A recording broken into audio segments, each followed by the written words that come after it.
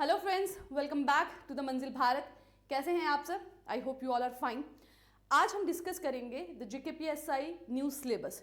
जो नया सिलेबस परसों आउट हुआ है, आई होप आपने अभी तक आप सभी स्टूडेंट्स ने, जो भी एस्पिरेंट्स हैं इस एग्ज़ाम के, उन्होंने ये सिलेबस देख लिया होगा, इसे डाउनलोड कर लिया होगा। And I know most of the student जो है वो सरप्राइज भी हुए हैं इस सिलेबस को देख के, क्योंकि अभी तक जो पैटर्न रहा है, अभी तक जो भी प्रीवियस ईयर में जेकेपीएसआई के एग्जाम्स हुए हैं उसमें जिस तरह का सिलेबस रहा है, ये सिलेबस उससे बिल्कुल डिफरेंट है। वेटेज की बात करें तो वो भी डिफरेंट है। तो आज हम वही डिस्कस करेंगे and we will focus towards the solution. Problem तो अब हमारे सामने आ चुकी है कि हाँ, सिलेबस बिल्कुल डिफरेंट है जो अब तक का रहा है।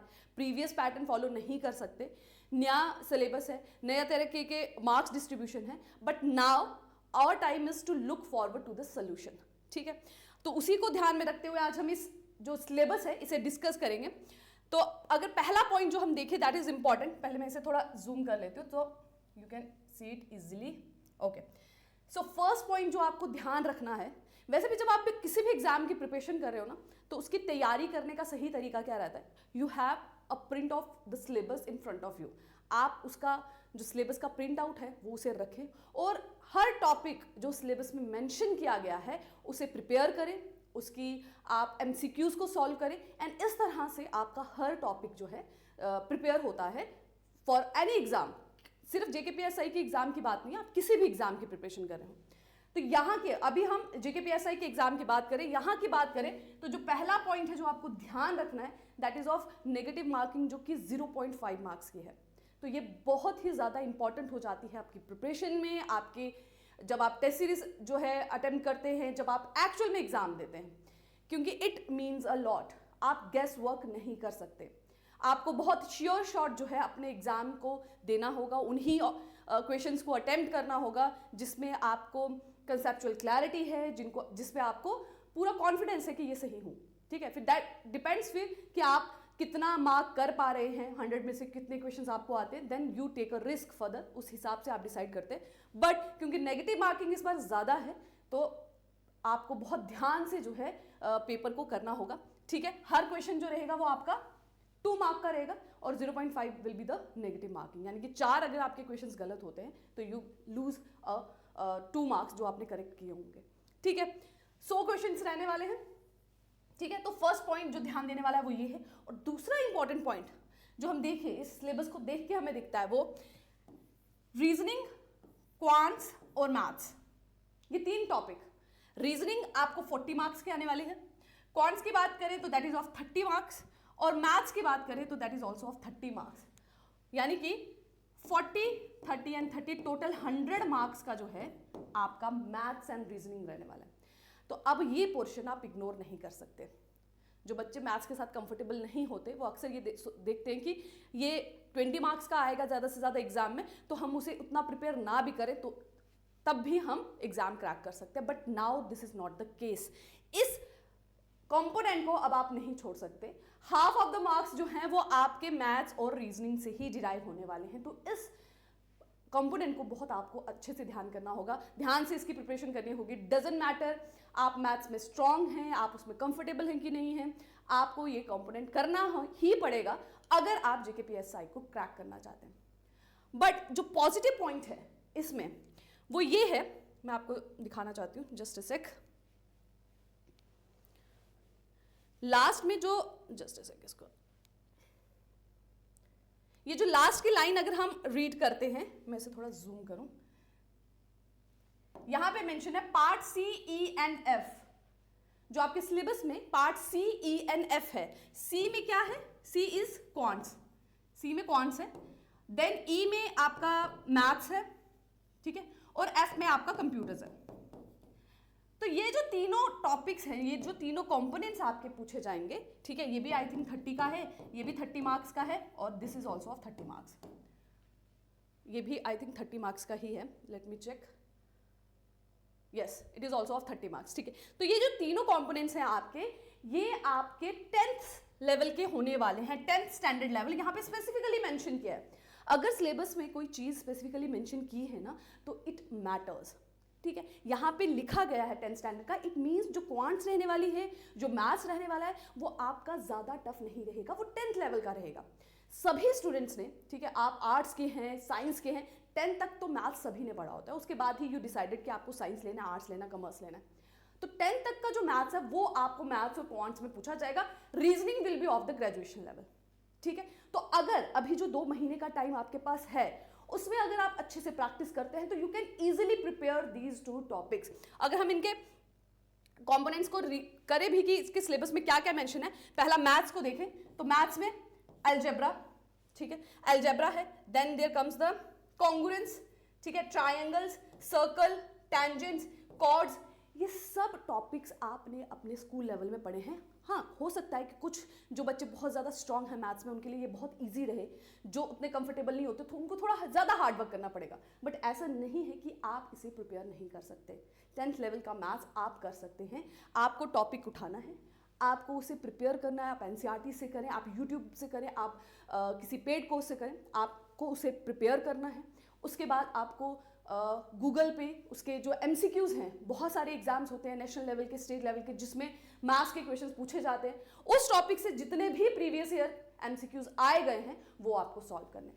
अगर वो आप क्वेश्चंस बना पा रहे हैं तो इट मीन्स आपका वो टॉपिक प्रिपेयर हो गया है, ठीक है।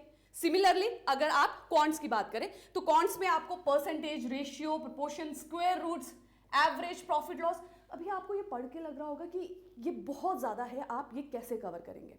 टॉपिक्स बहुत ज़्यादा है, आई नो कि सिलेबस थोड़ा वास्ट है, बट आप ये कवर कर सकते हैं। 10th लेवल का होना है, आपको ये ध्यान के चलना है कि आपको बहुत टफर साइड के क्वेश्चंस नहीं आने वाले इन कंपोनेंट से, ठीक है। ग्रेजुएशन लेवल का कहाँ से आएगा? इंग्लिश, जनरल अवेयरनेस और रीजनिंग, ठीक है। 1 बाय 1 हम टॉपिक्स को जो है डिस्कस करते हुए चलते हैं।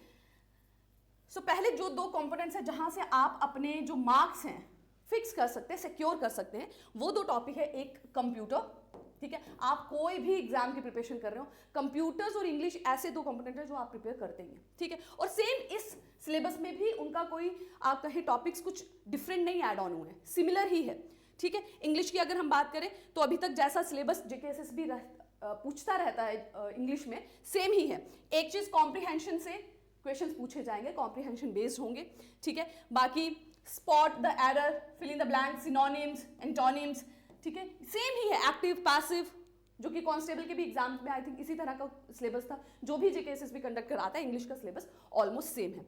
बात करें कंप्यूटर्स की तो कंप्यूटर्स में भी 2-3 टॉपिक्स को छोड़ के बाकी सब टॉपिक्स जो हैं वो सिमिलर ही हैं, जो अभी तक आपके एग्जाम्स होते रहे उसमें पूछे गए हैं, और आई थिंक प्रीवियस जो JKPSI का था उसमें भी सिमिलर ही रहा था। जो 1-2 टॉपिक मुझे जो है न्यू लगे, दैट इज लाइक ई-बैंकिंग, ठीक है, ई-बैंकिंग एक नया है, यहाँ स्पेसिफिकली करके मेंशन है कीबोर्ड शॉर्टकट्स, तो वो आपको बहुत अच्छे से प्रिपेयर करना है, लिखा गया है तो उसमें से क्वेश्चंस होंगे ही होंगे, ठीक है। बाकी MS Excel, MS PowerPoint, MS Word, ये ऑलरेडी प्रीवियस सिलेबस में भी था, ब्राउजिंग, ठीक है, मैनेजिंग। बाकी सिलेबस आई थिंक हाँ कुछ क्वेश्चंस जो कुछ टॉपिक्स जो न्यू हैं, लाइक विंडोज एक्सप्लोरर की अगर हम बात करें, 1-2 टॉपिक्स को अगर हम छोड़ दें, बाकी प्रीवियस सिलेबस ही है।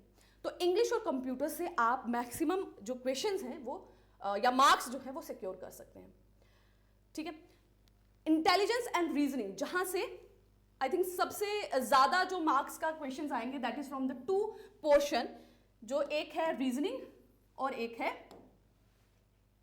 जनरल अवेयरनेस, ठीक है।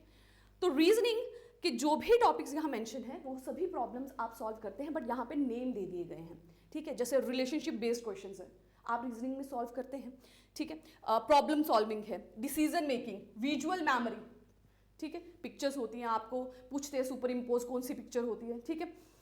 Discriminations, arithmetical reasoning, coding, decoding, ठीक है, स्टेटमेंट कंक्लूजन, ये सभी टाइप्स के जो क्वेश्चंस हैं आप जब रीजनिंग प्रिपेयर करते हैं, इन सभी तरीके के क्वेश्चंस को सॉल्व करते हैं। बस यहाँ पे टॉपिक वाइज आपको बिल्कुल एक तरह से कहते हैं डिफाइन कर दिया गया है कि आपको इन टॉपिक में से जो है रीजनिंग को कवर करना है, ठीक है।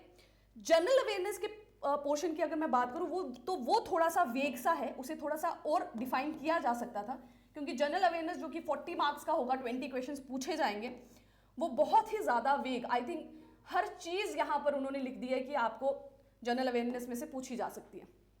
जैसे यहाँ हम देखें history, culture, geography, economics, and then वहाँ उन्होंने ये भी मेंशन कर दिया कि JNK से रिलेटेड भी आपको पूछ सकते हैं, स्पोर्ट्स, साइंस, करंट अफेयर्स।